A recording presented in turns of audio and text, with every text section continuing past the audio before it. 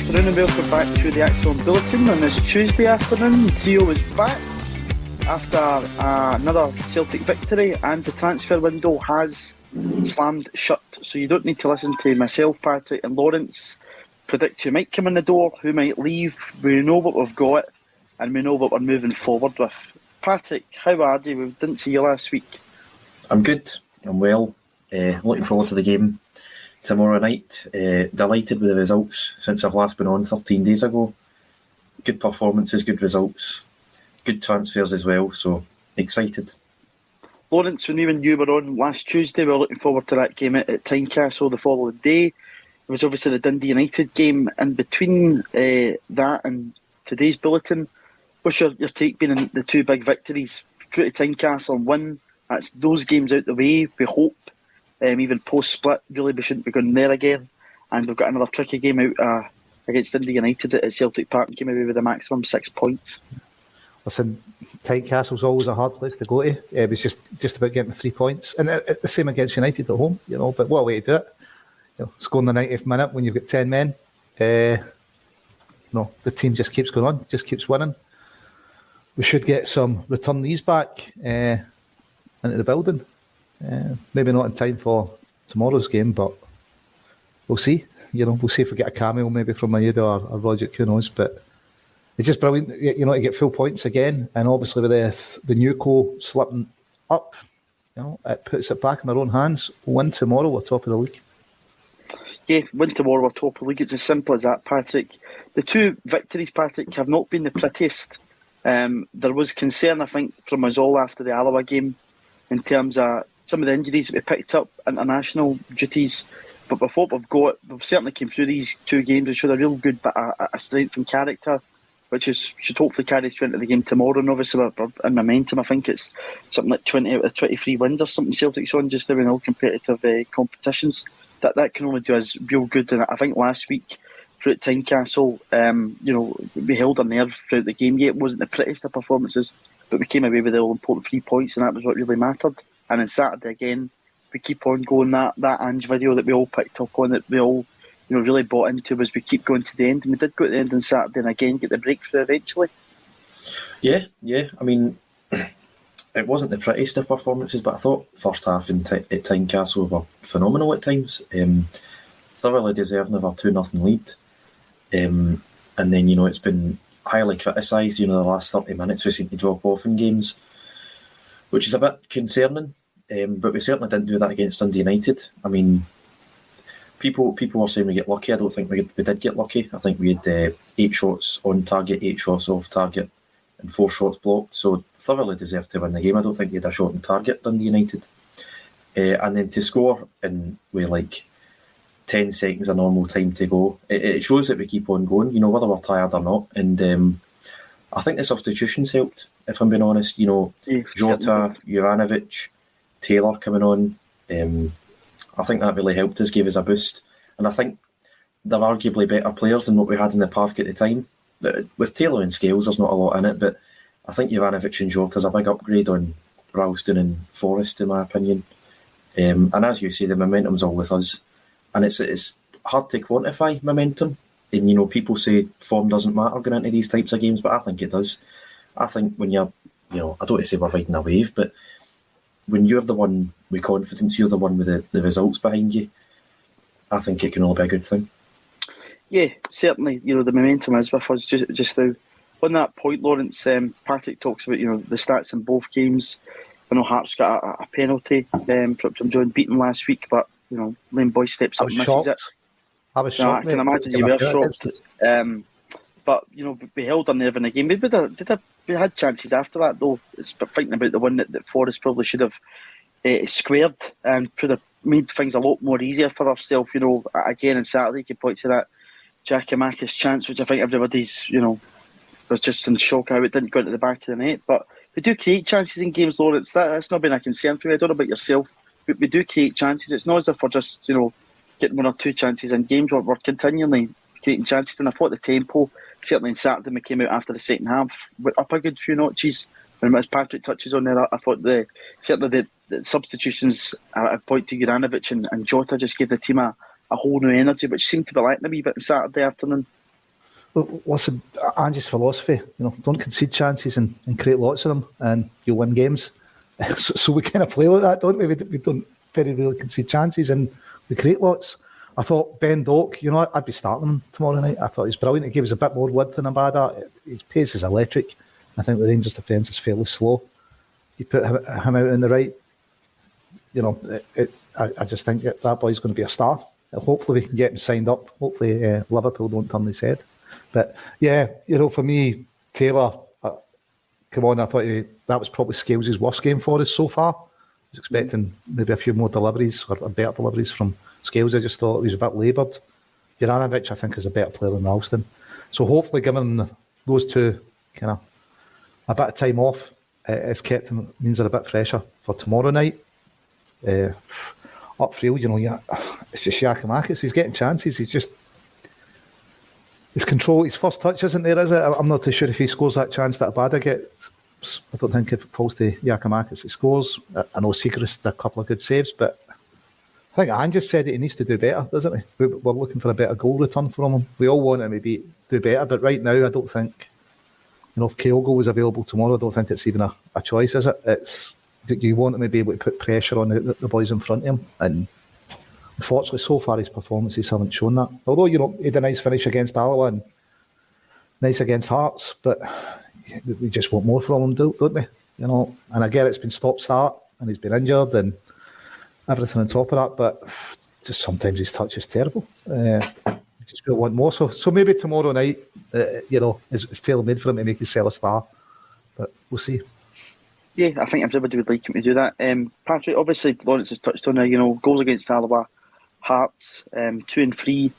I think his starts to goals is actually very good as well on that. He had a really good chance, as I've already mentioned, on Saturday. But so far, as Lawrence says, it's probably about consistency when you're a Celtic striker. It's not been that. We have heard Ange Postecoglou mention that he didn't really take a bit of a break there in January, rightfully so. He was in doing a kind of mini pre-season. The manager spoke about him, McCarthy and other guys not having that pre-season and it affecting them, in that first period of the season. What would be your expectations from Giacomakis now? Because I think Lawrence is right. A fit Kyogo there, possibly even Maeda, not in international duty. Probably at this point in time, Giacomakis just wouldn't get in our starting side. For me, it is all about consistency and just showing that. He's shown to me in European games, certainly, I think back to Ferencvaros, both home and away, that when he comes on, he manages games very well. I think he's a very good presence to have up top. But in terms of putting the ball back in the net, what would be you? What would you look for in him going forward here? As you say, consistency. I think we're probably having a different discussion if his 2 chances at the weekend go in. On another day, he comes away from that game having 2 goals, we win 2-0, and he's the match winner, like he was at Tynecastle. But I don't know. I don't think he's ever going to be ahead of Kyogo unless we sell him. So it's hard to say. As you were saying, he basically didn't have a pre-season. He came in, I think when he signed on, what was it, the 31st of August for Celtic, he hadn't kicked a ball since May. So he was running behind in that sense. But, if he's done a mini pre-season in January, he should be up to speed now. So I think it's only fair to judge him from January onwards. And 2 goals out of 3 games isn't bad, but if he has a tricky performance against Rangers on Wednesday night, it's hard to judge where he is. I would say Maeda's probably ahead of him as well, because Maeda does all that running, does the pressing, Ange's football relies upon. It's a difficult one. If he just keeps working hard and scoring goals, then I think he'll be a not bad option. But I don't think he's a first choice striker for Celtic at the moment. No, I definitely agree with you in that one. But again, we've seen some things in the comments coming in saying there, have faith in him. I think we all want to have faith in him that tomorrow night he gets a goal, and that could be the changing point in his Celtic career. I think we all hope that it does happen. Lawrence, when I was on, it seems on a couple matter of days ago, but just before Matt O'Reilly scored, and I was a bit worried that maybe he didn't get over the line and he wouldn't be our player. But my goodness, 2 absolutely incredible performances, especially his debut performance, and he was a standout again at the weekend. This guy seems as if he's really, really suited to our football. came kind of out of nowhere signing and looks as if he's going to be really important to our play going forward this season. Yeah, Andy's scouting system, whatever's behind it, seems to be working. $1.5 million. Probably should have scored at the weekend. Chance of falls to him, puts it wide, but when you read the stats and the number of assists, key passes, the corners that are going into the box are now better. Maybe we'll get some joy from them because we don't seem to get much from Carter Vickers or Starfelt, although they've not been. I think they're pretty low scorers from corners right throughout their career, those two centre halves. But we average about 10 corners a game. We need to be getting more. Whether that's from Giacomakis and from our centre halves, we need to be something. 10 corners a game. We just need to get a better return. But it's Holland tomorrow night, and Matt O'Reilly, I think he starts, doesn't he? I think it's going to be McCarthy, O'Reilly, and Rio. Jeez, Rio. Barring any shocks. Rio. If he can replicate that Tynecastle goal, that was just outstanding, wasn't it? He's another guy. They fit Angie's system. So whether Angie's looking at the stats and how much analysis is going on it and going, that's the type of player I want, a kind of Moneyball thing, guys that do this. But the amount of money they're costing as well, it is. We've been used to spending 4 or 5 million on players and them not working out. So to get guys in like $1.5 million that are standouts in the only 2 games I've had so far, it's just brilliant. Yeah, no, absolutely. Patrick, I'm going to throw this one over to you right away. Kim Nolan in the chat is asking who plays in the 6. Obviously, that kind of holding role in midfield and Abada through the middle tomorrow night. What is your thoughts on that one? I didn't think James Forrest has covered his ceiling too much glory in the past couple of games he's played for Celtic. Very frustrating performance at Tynecastle Wednesday night, and again at the weekend. I think he deserved to be hooked at half time. What would be your thoughts on that one? And Lawrence has already touched on there, James McCarthy possibly coming into midfield now that Beaton is going to be suspended for tomorrow evening, or could we have a emphatic return for our captain, or do you think that's just completely mad? I don't think it's mad. I mean, we've seen against Leverkusen. It might be the worst thing he's ever done, starting those 2 at Leverkusen, because he gave us so much hope for all these other games there, where there's loads of players injured. I'm still hoping Kyogo and McGregor will play. I don't know if I'm just living in fantasy land there, but I think if they don't play, I think it will probably be McCarthy and Giacomakis, and then Maeda might come on if we're, not winning in the last half hour. I can see that happening, maybe even the second half. I would play Abada, but I'd play him on the right wing, and then I'd play Jota on the left. But yeah, I mean, fingers crossed for McGregor and Kyogo, because arguably our 2 best players, certainly 2 of our best 3 players. So even if you can just get a half out of them, or 60 minutes or something, I would definitely go with them, because you could end up 2-0 up and then just bolt the doors for 30 minutes. So that's what I'd go for. Yeah, there seems to be a lot of optimism. Daizan Maeda played 20 minutes there from Japan, came on, obviously had a lot of chat, Lawrence, around the possibility of getting both Maeda and Tommy Rogic back for this game tomorrow evening. Do you think that's something that's right to do, rushing them back right away? Obviously, we've had our past torment, you could say, with bringing Effie Ambrose back very early from AFCON, I think it was, in front of a Juventus game, and the big man didn't cover his ceiling glory that night. But in terms of just options off the bench, I certainly think it's worth doing to try and get Maeda and Rogic back, just to boost our options, because you could see on Saturday, Doak came on, he did very well, I thought, in his Celtic debut, but you're putting trust in younger guys to come on and in these very high pressure environments, whereas 10-15 minutes with a Rogic or Maeda could do us a world of good, especially if we're sitting at the same position we were on Saturday afternoon. Listen, big Effie, I think that was his move to Liverpool gone after that UV performance, wasn't it? It was, but no, I mean, I would start Abada through the middle, Doak on the right and Yacht on the left. James Forrest just come back to injury, he's not quite got there. We've got 5 subs now, so there's room on the bench for them to give us options for the boys that returning.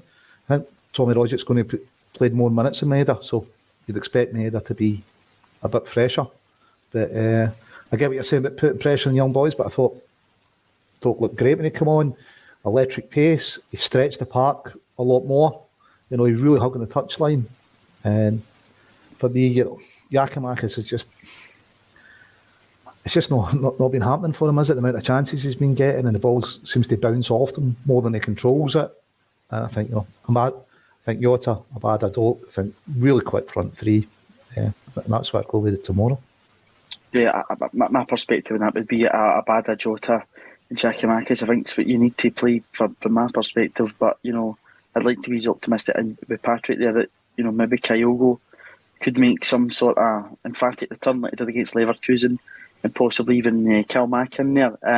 Patrick Lanky67's come in the chat to say Maeda should be in Glasgow around 4 a.m.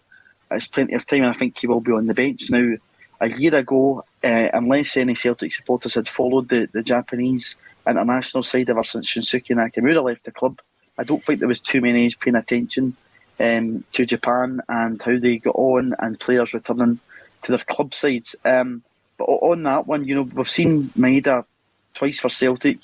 Again, he missed a lot of chances in the game against Alloa. Probably should have had a hat-trick against Alloa. But he took his goal in his debut, terrifically well. Again, on that, is it worth the risk for you to get these guys in? And do you think Ange could possibly put in a few curveball, even Ideguchi? He's been one that we've heard the manager say on the actual day of the game against Alloa, it's not too bad. And he's come out and said, not too sure. Could you even see a possible return for Yusuke Ideguchi? I'm not sure about the starting 11. I think that is quite a big risk, especially if you're risking more than one of them. I say you're to start Kyogo, McGregor and Ideguchi or Maeda. You're talking about 4 players there who you might need to change in the first half. I don't think there's any risk in having them on the bench, because your bench is 9 players, 5 subs. You like to think you wouldn't have to substitute the goalkeeper. So I don't think there's any risk there. No, I don't think there's any risk at all. I mean, Maeda, to my knowledge, has only played 20 minutes. It's just the jet lag you need to worry about. So hopefully he can get a sleep in the plane, go home, get a couple of hours, and then do the sort of pre-match stuff that Celtic will have them doing before the game at night. I think he'll be more than ready for about half an hour. With all the running that he's used to doing, I don't see any concern there. I'm not entirely sure about the other 3. It's a total mystery with Gucci, Kyogo and McGregor, because it's just injuries. So it's just whatever call Ange makes, risk and reward. Whether he wants to keep Kyogo could be ready in a few weeks' time for Bodo Glimt, you never know. So, we need to put our faith in Ange, and it's paid dividends so far, so just hope he makes the right call. Yeah, see, on the jet lag, it's 12 hours difference, isn't it? So it's really going to be like a morning game for him, the game first thing in the morning. So hopefully it doesn't kick in too much. They could let his body sleep before the game, up a couple of hours before kick-off. Hopefully... 12 o'clock kick-off on a Sunday sort of thing. Aye. So hopefully it's not too much of an effect, the jet lag. Hopefully not. And, 20 minutes isn't a lot of football. And by everybody's accounts in the chat there, he seemed to come on and be quite, energetic. Did a lot of running in the game, as he usually does. I looked a really good outlet for Japan in that game there. So we'll see what happens. I think his inclusion would certainly give the players a boost. On this one, Lawrence, Ed's come in the comments to say he doesn't think the manager will drop Giakoumakis. Trying to get a striker up to speed, the worst thing Ange could do is drop him to fit in a 16-year-old. What would your perspective be on that one? I don't think it probably would. I don't think Ange will drop him. I don't, but no. I would drop him. I mean, his touch has been terrible. It's his second touch is a tackle with him. I think the chance that Abada scored, if it falls to Giakoumakis, I don't think we score. The fact that we're trying to get a striker up to speed, we're struggling for goals, and we pull him off, tells you maybe what Andrew's thinking of his performance. He's your striker, and we pull him off and put a winger through the middle. It's, I don't think, and Andrew said that he needs to do better. I think Ange will start him, but I don't think he's been. I don't think he's been performing like Ange would have hoped that he's been performing. I think that's probably why he says he needs to do better. But it just speaks volumes of the fact that he was the guy who gets subbed to bring a 16-year-old on and shove a winger through the middle. That's when we're looking to win the game. So if you don't think he's capable of staying on and scoring goals, kind of says a lot about how his performances have been. Yeah, either that, or he was just having a stinker, which I hope he was just having on the day. Patrick, on this one from Shane Donovan, I think that's a really important point. We've spoken a lot about Ange Postecoglou and the way he plays football. Shane's come in to say that we need to trust the system. Our players will do the job. We don't need injuries to Maeda, Roger or Carmack. There's still a lot of the season to go. I know a lot of people are looking at this game. It's 2 points, and it's just now at the top of the league. But there's a lot more football to play. There will be twists and turns, I'm sure, in this title race that we're in just now. What would be your thoughts on that one? Because I think that's the really important point. Anybody just now in that Ange squad, as threadbare as it is just now, due to the injuries, due to the international call-ups, probably should be able to come in and do a job. But again, maybe what you touched on earlier on, we saw the rotation in the full-backs on Saturday, and you could see the difference. It was quite clear that when Taylor and Juranovic came on, it brought a better balance to the side. Yeah, definitely. And I think those are the fullbacks you have to go with. I think Juranovic, it's no harm to Ralston, but he's just a superior player. He's a Croatian international. He's faster, better cross of the ball, better defender. We paid $2.5 million for him. I just think that's who you need to go with. With Taylor and Scales, I didn't think there was a lot in it, but I didn't think Scales had his best half of football on Saturday, and Ange seems to quite like Taylor, so I think that's who you need to go for. But yeah, it's important you play your strongest players, and as I said a couple of minutes ago, it'll be up to Ange whether he wants to risk these players. I don't think Maeda is a particular risk, but the other three with the injuries, it's a bit of a concern. But then again, maybe their goalkeeper will gift us a couple of goals like he did Ross County on Saturday morning, so you just don't know how the game will pan out. No, you don't know how the game will pan out. To come on to, obviously, the timing of this last night, there's been no real chat because Celtic got their business done very early. They've brought in 3 players from the G League, obviously 3 players that we've been talking about there, Dyson Maeda, Rio Hatate, and Yusuke Deguchi, as well as Matt O'Reilly up from NK Dons. Don't really know about Johnny Kenny as of yet, whether he's going to be a first team player or whether he's going to maybe go into the Lowland League to play, because get the whole kit and caboodle in terms of the photographs and all that stuff that sometimes you don't usually kind of get. If you're just going into that development side with Celtic, the unveiling of them there. Lawrence, we got our business done very early. We've seen a lot of these players featured for Celtic. We've seen all featured for Celtic, the 4 that I mentioned, out with Johnny Kenny. In terms of when the transfer window closed in August into September and where they are now, are you happy with the position that the squad is in? Well, so we're a lot better off. We've got a few guys out on loan, that'll get standing in good experience now. Fortunately, we didn't move a couple of boys off the wage bill that we wanted to, but yeah, I think we're much better off. Nicholson and Ange seem to be working the transfer windows well together. Getting them in early is better. As you've touched on it, they've already got games, so they're already starting in the system and know what's expected of them. So yeah, definitely pleased with the transfer windows so far. Patrick, we're not used to Celtic, really having good January transfer windows. I mean, last season, the lateness is, we've got down the tagline there, we avoided last minute mayhem. Last season it was John Joe Kenny, not to be mixed up with Johnny Kenny. I see that John Joe Kenny's actually playing for Everton just now. I don't know how, after watching Nathan Patterson feature for Scotland, because he's a far better player than John Joe Kenny. But on that, last season that was all we brought in. We replaced Jeremy Frimpong going out the door, John Joe Kenny. We got the business done early. There was a McGree thing, O'Reilly, but in terms of where we are, we've heard the manager say, it was quite settled just now. What's your take on our January transfer window, and are you a lot more happy about where the squad is just now than it was a few months back? Yeah, we managed to replace Frimpong with John Joe Kenny, which was pretty incredible. I think it was the first January window in about 10 years we hadn't actually signed someone permanently as well, so sort of sums up last season, really. Very impressed. I mean, considering where we came from, was it 10 outgoings and 12 incomings in the summer? Yep. And then you've got another 5 in January, so that's 17 players we've signed. And I think, maybe apart from Starfelt, you could say that every single one of them's a bargain. I think you could definitely sell just about every player for more than what we bought them for. That's not saying Starfelt's a bad player. Just, the outlay on him was quite high, 4 or 5 million we spent. So you'd maybe struggle to make that back at the moment. But yeah, I think Lawrence mentioned earlier the sort of Moneyball technique of sign good players, sell them on for a good price at the right time, and that's what we're doing. Obviously, the football comes first, but under Ange's system, I think this team's more than capable of winning the league.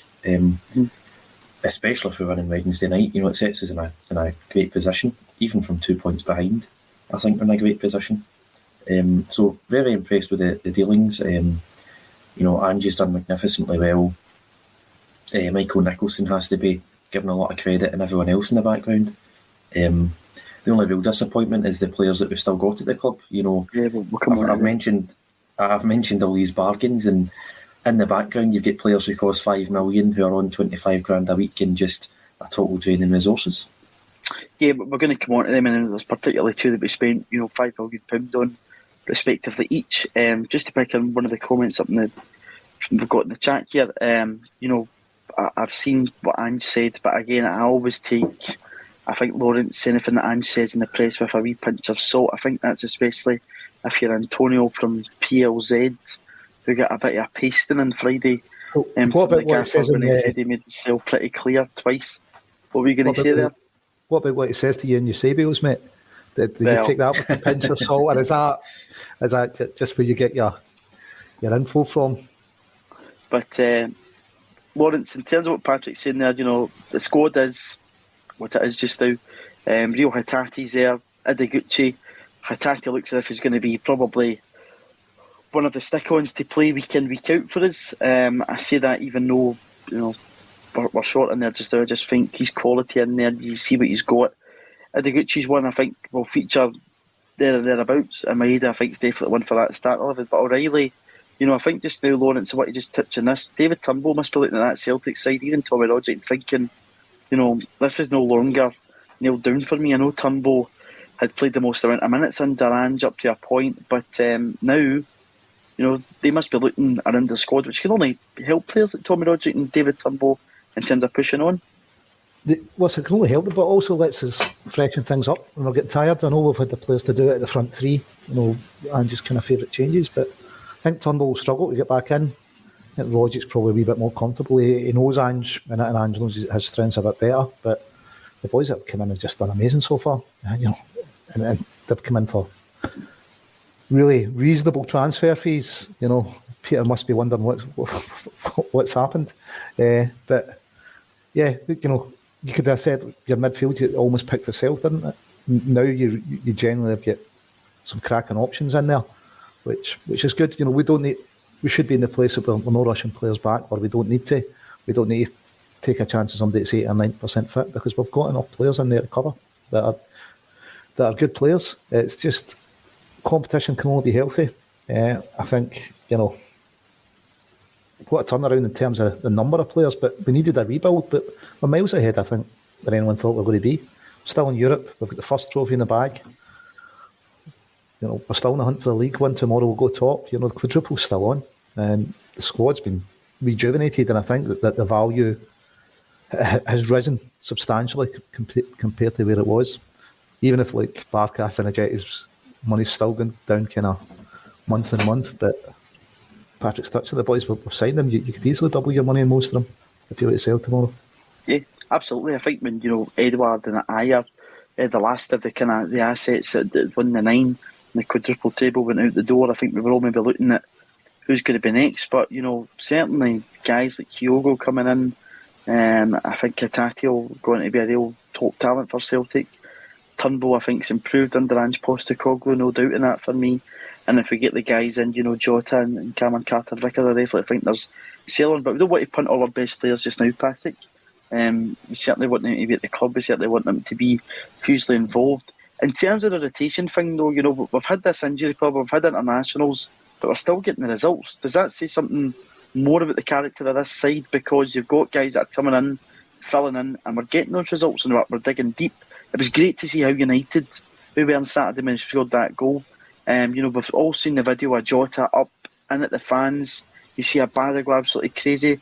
The roar in Celtic Park was phenomenal on Saturday, and it was almost like Hamilton all over again. I think that would probably be the moment I would compare it with. But a few more empty seats at the Hamilton game, I think. But again, just now on the park and in the stands, and even arguably between the board and the manager, and certainly this transfer window, we do seem to be united once again. Yeah, the togetherness you can certainly see, because in other games, certainly last season and a couple of seasons before that, and a few people had left. You get that every game, but you could hear in the corner the North Curve still singing, a lot of the fans still singing, cheering on the team. They weren't getting on their backs. And I think that's because you can see what they're doing. They're creating good chances, and we were just unlucky up until the 90th minute. We should have been ahead. You're pointing out Jota and Juranovic going into the crowd. Giakoumakis ran all the way from the bench up to that corner flag where the rest of the players were celebrating, doing his best Neil Lennon impression. But I think he's more fond of amongst the Celtic support than Neil Lennon. But there you go. No, but I'm not sure if you can say about character. I think that's harder to measure. I think it's the system. The system works so well. We're starving teams of chances. Dundee United never had a shot on goal. Hearts never had a shot on goal in the first half, and it was the first half where we were playing our normal stuff. Mm-hmm. So trust the system, trust the process, as we all have been doing since June. And the vast majority of players at the club are capable of slotting in there and giving us a 7 or 8 out of 10 performance. No, absolutely. And there's even players like Beaton, obviously sent off at the weekend, but he's came in but back into his kind of own Lawrence in that midfield position, a player who I think me and Patrick, after the game at Ibrox at the start of 2021 when he gets sent off stupidly, thought that was probably it all over for him, and then Midtjylland followed that with the stupid sending off. But he has, came up with big performances, and he's been one of our best players this season. In terms of what Patrick's saying there, it's united, there's a togetherness about the team just now. But one of the things, Patrick's talking about their opposition chances. Alloa, I thought we had plenty of chances in the game that we could have been on easy street, could have been well out of sight. At Tynecastle, there was a point, 2-0 up there, we could have probably went 3 and 4. Hearts just looked to be completely out of it, and our football we just couldn't cope with. At the weekend, we created chances, nothing, that maybe would have fought 3-4-0, but is there a concern for you that we're not taking chances, or is this just getting back into the swing of things and you do think that will eventually come, and hopefully it might even come tomorrow night? Well, listen, I think it will eventually come. Man's system, it is about creating a lot of chances. If you create a lot, the goals will come, there's no doubt. O'Reilly should have scored, Giakoumakis should have scored, So maybe we would have 3-0 if those two had scored. It's, the system works well. We're without a first choice striker. Giakoumakis is struggling to get up to speed. But we've been interrupted in midfield, so maybe all of these things are kind of playing on just how much we're scoring. But we just keep getting 3 points. We just keep going on and we just keep winning. So we just need to maintain that tomorrow. No, we win tomorrow. Make no mistake. If you're a Rangers player and Celtic beat you tomorrow, you're going, well, wait a minute, it wasn't that long we were ahead, and now we're playing catch up. There's a lot of pressure on them to. I don't think that team's done it before, have they? Played catch up successfully, so I think the goals will definitely come. In the system that Ange plays, we limit teams the chances they get. Problem is that Rangers are good at set pieces. That's really what we've got to watch out for, isn't it? You'd expect corner or diagonal ball in. We need to hope that Starfelt and Cameron Carter-Vickers are winning everything in there. I think, if we don't concede tomorrow, I think we win the game. Yeah, Peter King's agreeing with you on that one. Need to take chances and control the game. I think that's been something that we did well at times, Patrick, certainly. There was moments at Tynecastle last week, I think back, Hearts were coming at us wave after wave, but we did seem to just hold our nerve in the game, which, I thought was a real strong character test for a lot of those Celtic players, and they came through it very well. Tomorrow evening, in front of a packed Celtic Park with no opposition supporters there, is going to be a completely different atmosphere for those Celtic players. As somebody who has been 750 at Ibrox, even if you do go a goal up, which we did under Rodson Edward, you can still make a hell of a lot of noise. Whereas if opposition goes a goal up, there's no fans here. Sometimes you can be a bit in the, just thinking about, can we keep on doing this? Because it depends on how the Celtic fans also react to that. But again, Giovanni van Bronckhorst's experience of Feyenoord, I think there's the same kind of dilemma there between the Ajax fans and Feyenoord fans where there's no opposition fans, so he'll know all about that too. That could be something that goes to his advantage. But again, it's got the ingredients tomorrow night, Patrick, with the form Celtic's in, full stadium, no opposition fans, that the job really, Celtic should be able to get the job done. And I think what you were saying there, if we go a goal down, especially early on in the game, I think the fans need to stay behind the team 100%, because the way that we play football, it's going to be tiring for the opposition. They're going to, if they go 1-0 up, they're probably going to try and defend that lead. And if we're on their backs and the players are making them move and run and chase, and it will tire them out. And I think even then, the advantage is with Celtic, because you can, as we were discussing 5 minutes ago, the togetherness is there to see. It's been there all season. The fans and the players have been feeding off each other, and it's absolutely incredible. So I think, just back the team for the 90 minutes. The system works. If we play the system, if we play well, I don't think we've got anything to fear. I think, the bookies have us as favourites. I think we probably are on the edge of things, but just need to play our football, play our stuff. Trust that Ange has a plan, knows what he's doing. Players will turn up, and hopefully we can go 1 point ahead for the first time since, I think, August 2020. Yeah, absolutely. And Danielle's come in to say, good point, for the crowd stay behind the team. We on Saturday kept trying to galvanise the players. That needs to be imperative tomorrow night, and people just need to, I think, and certainly one of the guys in the camp of I do trust Ange Postecoglou to get the job done, and he knows what he's doing. Back on to transfers, Lawrence. The only real movement at Celtic was out the door yesterday. The one I would say that I'm most interested in is Adam Montgomery away up to Pittodrie. Seen him featured under Ange, seen him at left back, seen him at left wing. Much to Patrick's worry whenever I mention this, but Aberdeen haven't really had a stick on left back. I think when the past 2 games have changed it, Dean Campbell's been in there, Johnny Hayes has been in there, Fosun Ojo's been in there. It probably looks as if Montgomery might go straight in at left back for Aberdeen, but he goes up there underneath the experienced captaincy of Scott Brown. On Adam Montgomery, how good a move is it to Aberdeen, Lawrence, and how much an influence do you think Scott Brown could have on Adam Montgomery for the next few months? So anyone that's played at Celtic under Brown says has been a great influence, just his standards and his professionalism. Montgomery needs minutes. I think he came in and he done okay for us. He didn't let us down, but he needs minutes to develop, doesn't he? Aberdeen are expected to win most of their games. It's good that he's got that kind of pressure. Whether he's going to be left back or left wing, who knows? But he might start off left back. But hopefully we've got a development plan like we did when we moved Ayer out to Kilmarnock. We said we want this guy to play centre half. This is it. So I think it's a great move for him. I can't see a downside on it for us. So hopefully he takes his chance. Because let's be honest, at left back we've got Taylor, Scales, Bolingoli, and Juranovic can all play there as well. So if we do see him as a left back, I think it's probably more valuable to us and him that he gets out and gets some development time. Because hopefully this time next year, Bolingoli's kind of moved on, and then Montgomery's kind of further up the pecking order. If we haven't went and bought another left back, that is, I know there's a lot of chat about that's one position we need somebody better, but it's going to be a pinned on starter, because right now it's up for debate. I prefer Taylor, some people prefer Scales, some people even say Juranovic is the best left back, but it's one of those positions maybe in the summer we'll be looking at. But for Montgomery, if he goes up there and performs well at it and develops, who's to say he can come down and make it his own?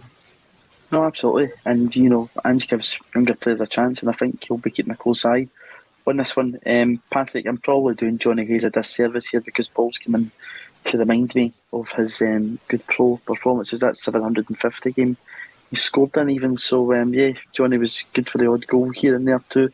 But on that one, Patrick, Montgomery, it was the first link to Kilmarnock, I think, under Declan McInnes. It looked as if that would be an okay move because obviously Kelly are one of those teams, along with Inverness and Arbroath, that are challenging for promotion just now. But it's good that he's going to a team, I think, that's going to be more on the front foot in games, looking to win games, rather than maybe a move to St Johnstone, Dundee, where he would be, defending for his life probably in the majority of games and playing a really different style of football. The move to Pittodrie for me, and up there with Stephen Glass, I can't really see any downsides to it at all. And I think, as Lawrence says there, I think a good run of games here, they could end up coming back in the summer and be challenging for that position.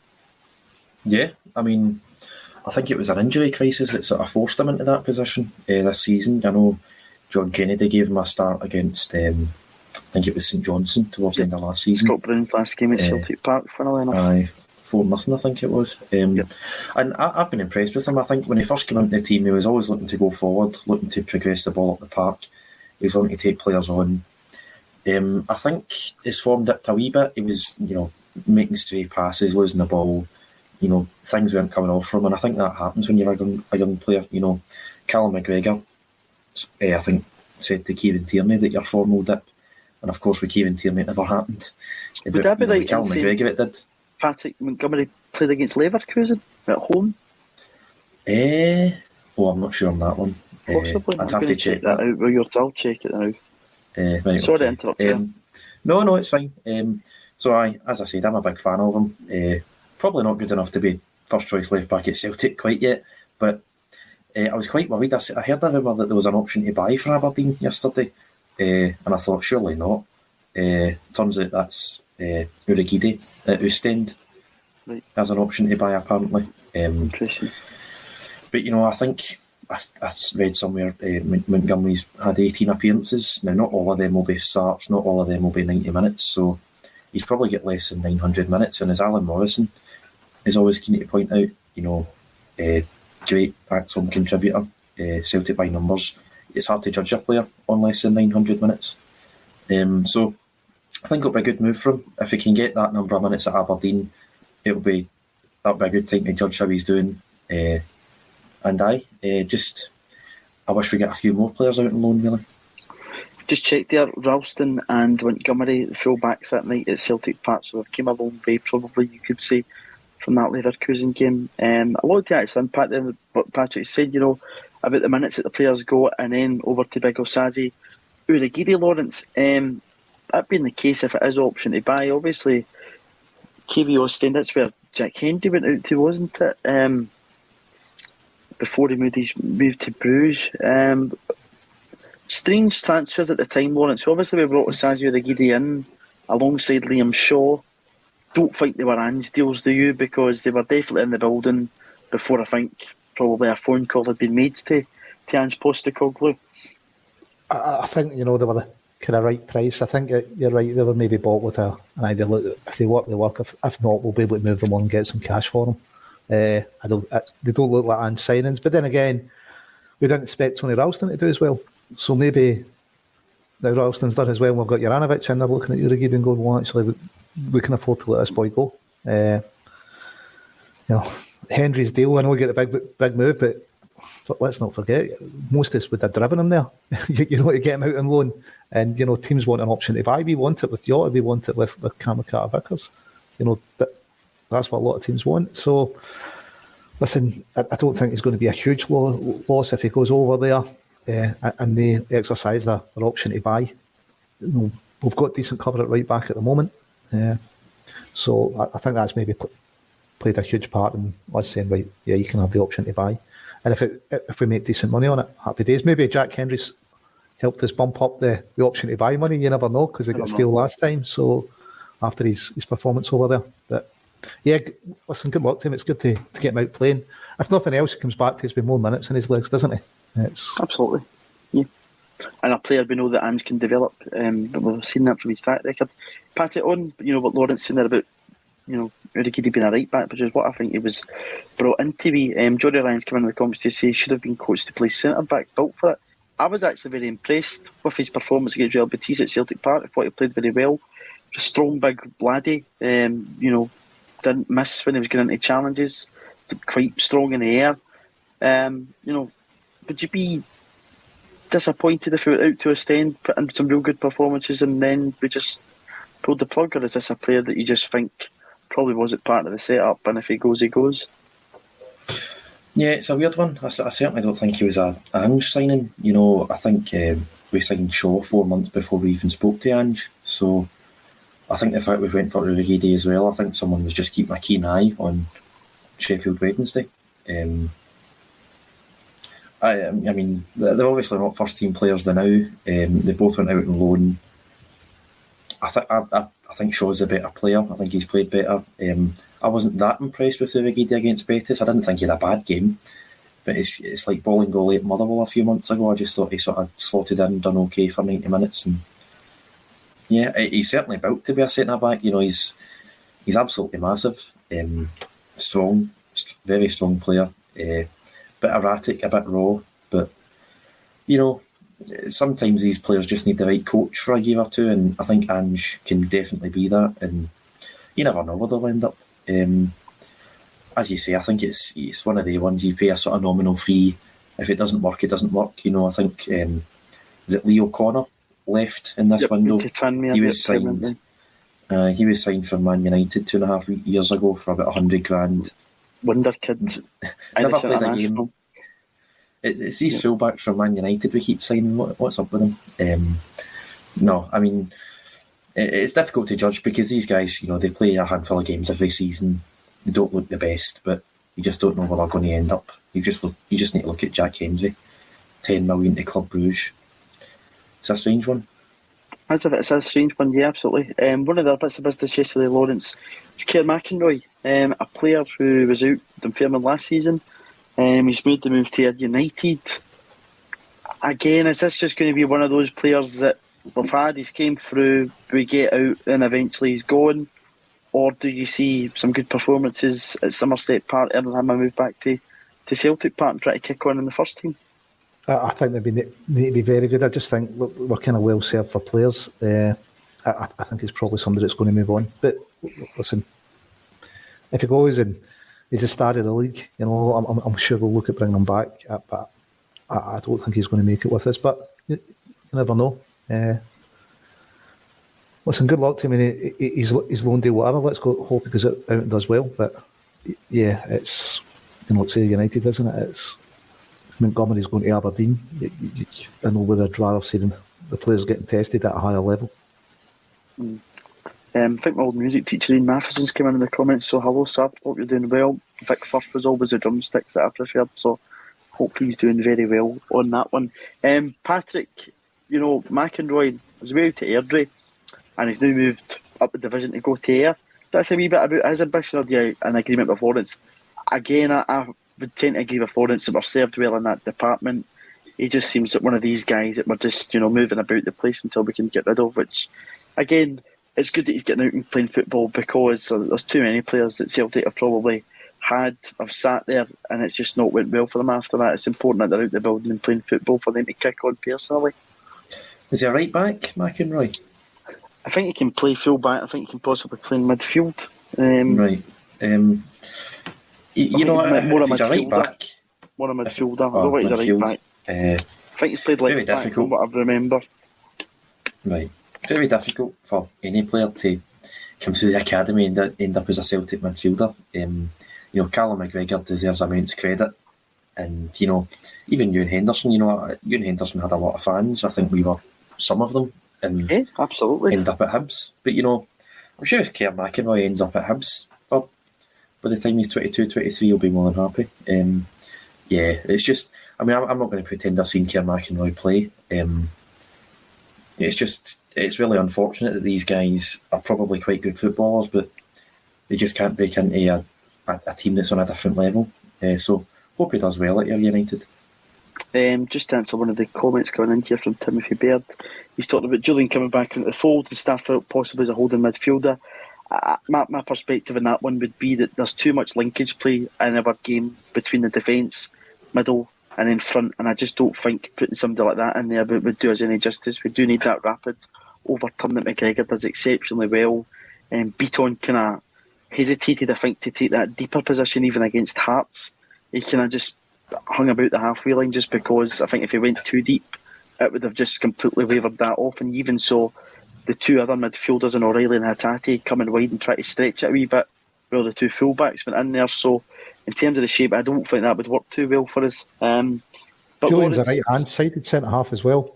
You know, so you're going to. Well. He's not played in 13 months, so you're not going to play him at left hand side, the centre half, are you? And you wouldn't have Cameron Carter-Vickers to get that. So I have to agree with you, Declan. You know, Starfelt stays where he is. Yep, absolutely. Lawrence, we've spoken about the loans out the door, but some of the guys we didn't get out the door, and that we've chatted about the whole month of January and months previous, where the likes of Albion Ageti, who I think is still injured after what he picked up against Real Betis. We've still got Ismaila Soro in the building, who we've seen come on last Wednesday night. I was very tempted to jump on Sky Bet, Patrick, and stick a wee couple of quid on him to get booked, but thankfully I never, and he didn't get booked, so fair play to him in that one. So Soro, exactly, Lawrence. Soro's still there, Ageti's still there, Vasilis Barkas is still in the building. After, I think, probably numerous attempts to get him out the door, he really's not catching a break, this boy, because there was the photo posted on Instagram of him on a train. I think that was him possibly heading down to Sheffield, and again, that deal collapsed. I don't know if Celtic's asking too much, or people are just going, well, really, we're not really interested at that total price. And Volleyball and Goalie, who's completely went off the radar. What do we need to do in the summer, Lawrence, to get these guys out the door? Because some will be hoarding a very large wage packet at Celtic Park, particularly the two guys that we spent £5 million on. Listen, don't give up hope. There's still some transfer windows open round about Europe, so maybe Bolly will get a move. I don't know. They're a huge. The longer they don't play, the more at risk they are for them to take on. So they're on decent wages with us. They're not going to get those elsewhere, especially not playing. Where we want too much to let Barkas out and go, we want a loan fee and contribution to his wages. Would it serve us just to get him out the door and said, well, no loan fee, just contribute to his wages, and it gets 4 or 5 months of football for him? You know, we could have put in a number of appearances we're expecting. With Soro, I think we argued over how much money we were wanting on the option to buy, wasn't it? I don't know much. You know, if we get our money back, I think we'd be doing really well. So it'd been good to get him out. He's the one that's probably closer to the team than anyone else. Maybe Ayeti would be if he was fit. He's going to get a few minutes. But yeah, I think this boys, we just need to cut our losses on. I don't think there's any other option. I'm surprised we just couldn't come to an arrangement to spark us out and playing.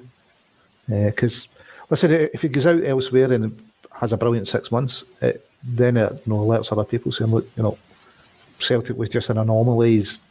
Look what he done before Celtic, look what he's done after. Whereas now he risks becoming the forgotten man. I don't know, when was the last time he played, October or something against St Johnstone? Or was it a wee bit more recently?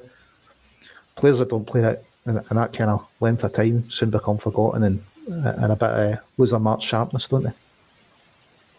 Yeah, they absolutely do. Sorry, one of my earphones has run out there. I get the big doo-doo, and I thought it was that.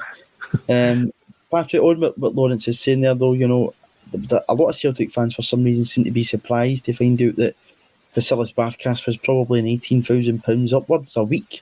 But at £5 million, there was no chance that these guys were coming in. I'd imagine a Yetis and something similar and a cheap wage, and probably that's something we're going to look towards in the summer, because if we're going to bring in anybody in top wage or whatever, these are guys that we just have to have off the payroll, because taking up too much money. I do imagine as well, Ball and Goalie's in a good wage. For £3.5 million we brought him in from Rapid Vienna. 12, isn't he?